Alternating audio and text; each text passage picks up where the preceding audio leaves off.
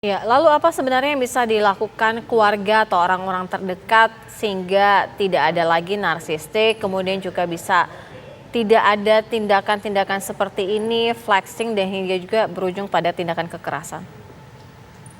Oke, jadi apa yang bisa dilakukan orang tua untuk menghindari bahwa anaknya ini menggunakan hal-hal yang sifatnya material untuk memperoleh pengakuan atas dirinya sendiri? Yang pertama tentunya orang tua perlu bukan hanya memenuhi kebutuhan material atau fungsional dari anak-anaknya, tetapi juga perlu memperhatikan kebutuhan tumbuh kembang anak yang lainnya.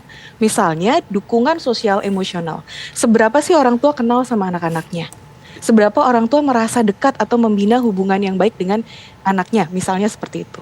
Yang kedua, orang tua perlu untuk tidak membiasakan memberikan penghargaan kepada anak hanya dari hal-hal yang sifatnya material. Misalnya, oh kalau kamu berhasil ngakuin ini, saya kasih mobil atau saya kasih apa gitu. Ya, bukan berarti orang tua tidak boleh memberi secara materi, tentu saja tidak gitu. Tapi yang namanya perkembangan itu butuh secara fisik, butuh secara materi, butuh secara mental, butuh secara emosional.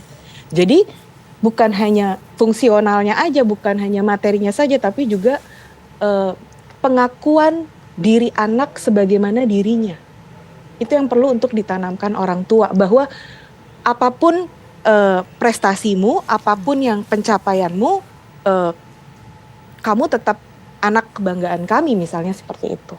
Sehingga anak bisa merasa konten, bisa merasa fulfill kebutuhannya tanpa adanya hal-hal yang sifatnya hanya di permukaan seperti ini. Mbak Melisa, tadi ada satu poin menarik yang Mbak Melisa utarakan, yakni terindikasi bahwa Mario Dandini tidak ada rasa bersalah pasca kejadian ini.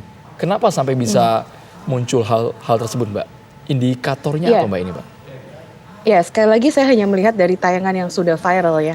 Biasanya ketika seseorang ada di dalam situasi di mana ini kan situasi yang terlibat dengan hukum ya.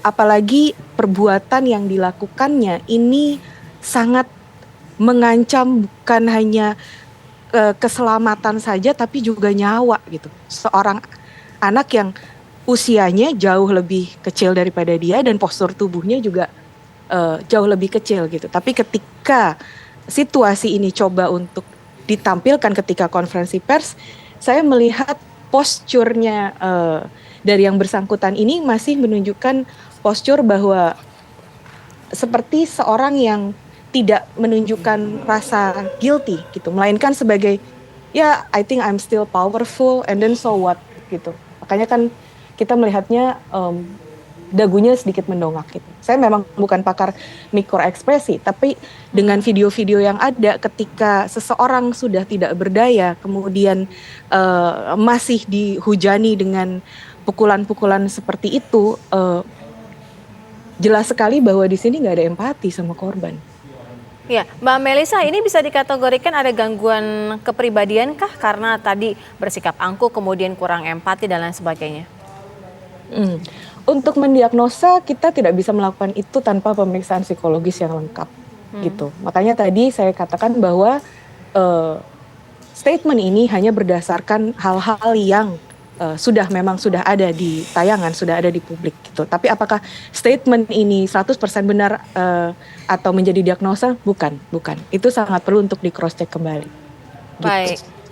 Terima kasih psikolog klinis Mbak Melisa Grace sudah bergabung bersama kami di Kabar Petang. Selamat sore.